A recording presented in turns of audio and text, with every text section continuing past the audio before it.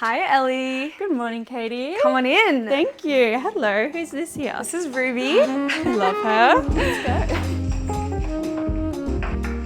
Well, thank you for inviting me into your home today. It's very beautiful. What would you be doing this morning if we weren't here? I would probably be working because I live and work in the same space. At this time of day, I would be at my desk, probably doing like the quick fire tasks. I like doing that early in the morning, like just doing emails and making a list of to-do things for the day so that I can kind of get into more flow states later in the day and actually get things done. I know that you've lived in multiple cities around the world. Which city have you felt most like yourself in? Honestly, I think Sydney. Like there's nowhere like home. I did live in Melbourne for a little bit too, which is where I started my brand, and I feel like that was a really good growth period for me, and I really like came into my own there. But every time I come back to Sydney, I just feel like supported, and there's something in comfort. I do think it's really important to like leave the comfort and grow, and I really enjoyed living in multiple cities for that reason, but it's always really nice coming home and just getting into like my groove and my routine, and being around my people and my family as well is like so important to me. What are the first 3 things that you are doing when you wake up in the morning? As much as I hate it, I'm checking my phone. I'm starting to put my phone like at the other side of my room, but How's that it changes each day. Yeah. It's annoying because like I like to listen to like sleep podcasts sometimes at night. Okay. So then it's annoying because then I can't hear it at night. So I'm still figuring out that whole logistics. Definitely cuddle my dog. She sleeps in my room with me. She's like my baby. In a perfect world, I'm going to Pilates every morning. I love like hot mat Pilates. I feel like sweating in the morning just like lights a fire in me and gets me ready for the day. But realistically, I'm probably only doing that like 3 times a week. If I'm just like getting straight out of bed, I'm probably coming downstairs. If there's sun, I'm definitely like trying to focus on the sun and then make my coffee and start my day. So I've heard you're a bit of a chocolate lover. Yeah. Do you have any chocolate on hand at the moment? I literally do. I've got my my chocolate flakes. Love. I don't like the powder. Like I want chocolate. Yeah. But that's really funny. Do you have a favorite chocolate? At the moment, this is niche, but I love like the Aero bars. Wow. It's really weird. Throwback. Yeah. I just like how they're airy, so they're a little bit lighter.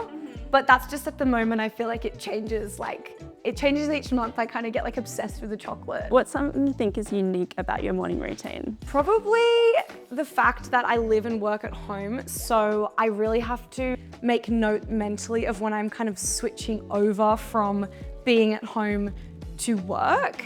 I definitely like sit at my desk before I start my day and just take a few minutes and just really try and hone into like starting the work day. Yeah.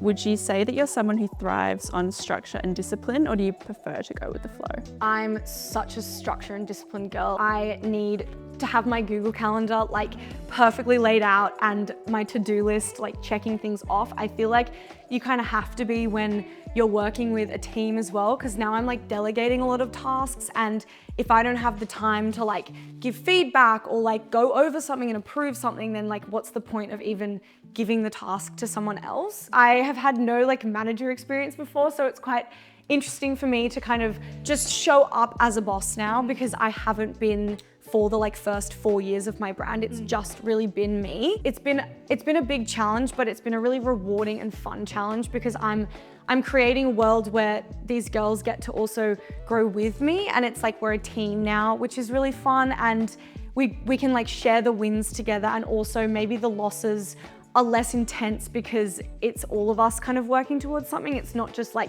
me berating myself for doing something, even though I always will more than them because it is my business. Yeah. It just makes things a little bit easier, and like sharing the load with everyone as well. Yeah. Do you ever have days where you wake up and you're like, I don't want to do it today? Absolutely. Yes. I think it's not normal to not feel that. And I think the one thing, I love how people share their businesses and their work online, but the one thing I don't like seeing is like this idea that everything's perfect, and I wake up every morning and I do the same thing, and I'm always like the best version of myself. And I think when I look at that, it makes me feel like there's something wrong with me, because that is not my reality at all. There's definitely some days where I it's all too much. Like the business is growing. I have to make hard decisions. I have to be hard on people or do things that feel really uncomfortable to me, which like makes me just kind of retreat and go like, I don't want to do this today. But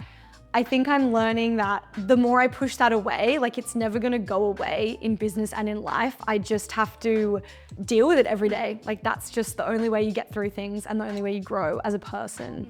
On those days that you're feeling like that, how do you kind of get out of it or move through it? I definitely think like doing some exercise, because that's the only time in the day where I feel like my brain is like not mine. It's like, I don't think like myself, I think. It's a really nice kind of like meditation for me. I think like sweating out my problems is how I deal with things. Going for a walk as well, if it's like the middle of the day and I'm just like really overwhelmed by everything, changing your scenery is a really good quick tool to use. Back into routines, I would love to know what your skincare routine is looking like at the moment. Amazing. Do you want to come to my bathroom? Yes, I would love to. I'm very basic at the moment. I just use a moisturizer. I love my gua sha as well, actually. Oh, it's in the shower. That means she really does it if it's in like the shower. I'm like really using it. I use the Kit gua sha, which I'm loving, and I kind of switch between the oils that I'm using. I'm out of my favorite oil, but I've just started using this one because I just had it. Wait, what is that one? It's the Drunk Elephant. Okay. But yeah, I don't have like a favorite oil that I use. I feel like it's the gua sha that I like the most. I use O Cosmetics for in the shower. I feel like this is a niche brand, as in it's not in Mecca. I got this from I have a facialist actually. I get a facial maybe like once every 3 months, but she put me onto this and I feel like it's really underrated, really good stuff. I'm sure it's like a multi-billion-dollar company or something. It's just not in Mecca. And if you had to choose one song that would play every single time that you had a shower, what would it be? I'd say Welcome to My Island by Caroline Polachek. I'm really obsessed with her album at the moment. I feel like that's why I'm saying that, but it's just like fun and like a bit weird. And what would your top 3 go-to makeup products be? The Ilia concealer, you can see that's used and loved. The Westman Atelier contour stick as well is my favorite because it's just easy to apply. Oh, I don't have this on today, but Benetint, can't beat it. It's just such a nice pop of red on the face. And have you ever felt pressured to look a certain way? Definitely. I feel like that's normal just being like a woman, but also in the fashion industry. I feel like I put a lot of pressure on myself to always be this certain person because sometimes I do want to be her, but sometimes I don't want to be her and I just want to like wear jeans and not care about my style, which I feel like is hard to say when you're in the fashion industry because people expect you to just like always be wearing these crazy outfits and like wearing your own brand and stuff. But as I'm getting older, I'm feeling less pressure a little bit, but it's still there. I think it will always be there in an industry that is so obsessed with how you look at the end of the day. If you think about yourself before and after you kind of went into the fashion industry, did your relationship change with beauty? I think I had this really sweet spot of like 18 to 21 when I was studying fashion where I didn't feel the pressure of the fashion industry and looking a certain way, but then I was also trying to be a little bit more unique. And I feel like that was a really sweet spot of like finding my style. In the past few years, just with like the way social media is kind of set up and like the media we're consuming, I'm finding it harder to kind of feel your personal style. And I feel like everyone is kind of trying to dress the same. And I know this year for me, I'm making a very conscious effort to kind of change the media I'm consuming and go back to like that sweet spot when I was a bit younger where I just dressed for myself. That's been like a big goal of mine this year. I don't want to like look outward for inspiration. I want to kind of look inward. Your style was obviously very bold and colourful and beautiful. Do you have days where you wake up and you're like, oh, I just want to wear all black? Not all black, but I've never been an all black girly, which in Melbourne, like everyone wears black. And I remember first moving there wearing like fluoro pink and everyone being like, what? Some days I just want to wear jeans and a t-shirt, like very casual, which I'm starting to put less pressure on myself and doing that like when I'm just working. And then that gives my brain more time to be creative and show up in these cool outfits that I feel really myself in other areas of my life, I think. And I've been excited to ask this question all morning. Could we get a little tour of your home studio? Absolutely, Yes. it's my favorite room. Yes. Come on in. This is my beautiful home studio. It's very bright and light, which is my favorite space to create in. This is kind of like what we're working on at the moment, a little bit of a creative space. I've got the incense going always. I love like a good smelling room. These are kind of just my boards and how I like pull collections together. Got some samples here. And then this is where all the girls and I work. We all work very close together, which is nice. Just lots of things we're working on at the moment, fabric swatches. It definitely changes look every day with how messy it gets when I'm like full creating, but I do really like a clean space. I feel like to start my day off, I need it to be clean, and then as I create, I can create mess, but I need that like start and finish clean, if that makes sense. What are these lovely little packages here? So these are vintage patterns, which I got from my grandma. Some of them are like very, very old. Wow. You can see in like the styles and the designs, like how old they are. Yeah, learned to sew sewing with my grandma. I love this style and this way of sewing. So my next collection is inspired a lot off of this, and we've created packaging that will go with the design, which I'm really excited about. Very so it's like your exciting. dress is an old vintage pattern. Yeah. Could you show us one sneak peek from the new collection? Yes, I can, over here.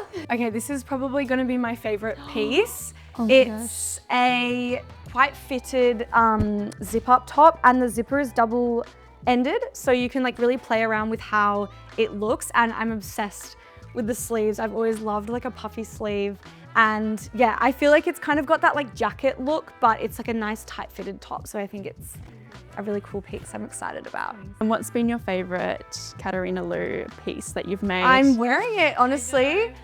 This dress has been so popular.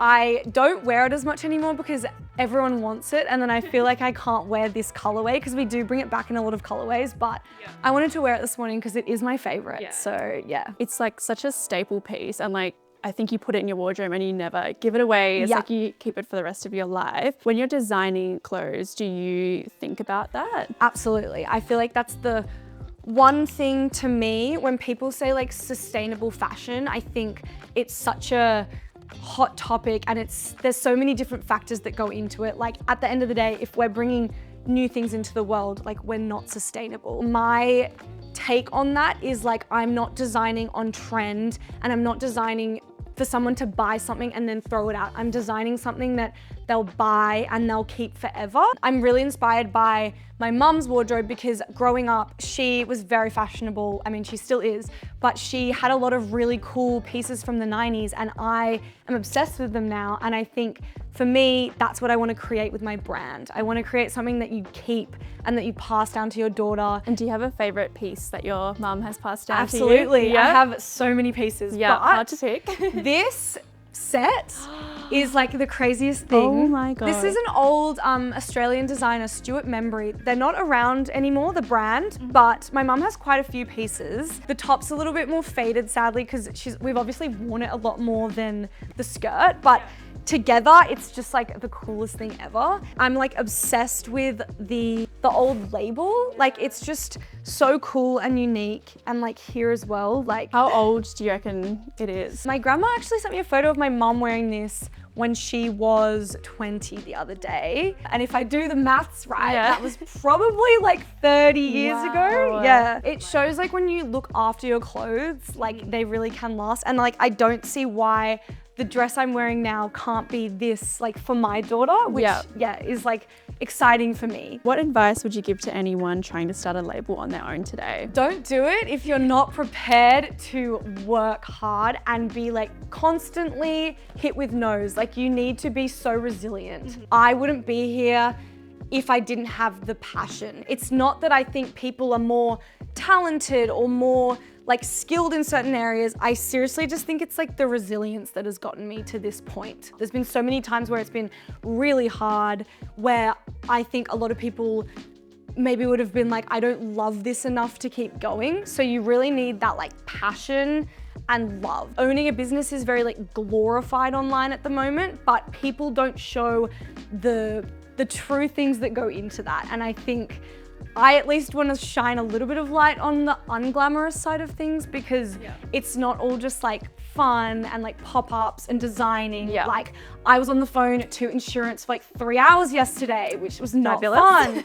Like there's so many things that go into that. So just being prepared to just work hard. Who are some Australian designers or labels that you're loving at the moment? Sunday Stevens, who a few of my rings are from, like this one and this one, are just really cool chunky jewelry. While we're on rings, actually, could we get a little tour? Yeah, because ignore my nails, they're a bit grown out, but so cool. I love my rings. I feel like I need to work with the feng shui of them a little bit better, because I just have so many crazy ones. Yeah, this little my guy. little hippo. And then I got this vintage ring in Utrecht as well. Beautiful. Which is stunning. And yeah, Sunday Stevens ones I love. Really cool, chunky, bright jewelry, which is my favorite. What's something about the Australian fashion industry that they're doing well right now? That's a great question. I guess it's nice to see a lot of small brands taking up a little bit of space. I don't know if that's just like my algorithm, because like I am a small brand, but I feel like a lot of people who are interested in the fashion space are actually pulling through and buying from the small brands, not just like saying I love small fashion brands, but then buying from other places. Like I do really feel the support from the consumer. And if you could change one thing about the fashion industry, what would it be? This would be a really hard one to change, but we're just so far away from everything. I just feel like we're never gonna be Paris or New York. Like it just feels like sometimes we're just like a very small little fish. Just being more like fashion forward in Australia would be really fun. I feel like a bit irrelevant wearing a cool outfit sometimes in Sydney, because I'm like, why am I doing this? Yeah. Like the fashion girlies aren't around to see this, but they are there. They're there, I feel like we just need to all them out. collectively, Yeah. How do you want people to feel when they wear a Katharina Lou piece? Confident and like supported. I don't want people to feel uncomfortable in the clothing, and I feel like these dresses are just like kind of the core of that. Like they're so comfortable, but like bold and confident, and I feel like you just put the dress on and you're like, I look great, let's go. I think like that's the kind of sentiment I want in the clothing. Well, thank you so much for having me today. Thank you. I will let you get on with your work and let the girls come in Amazing. and start your day. Bye.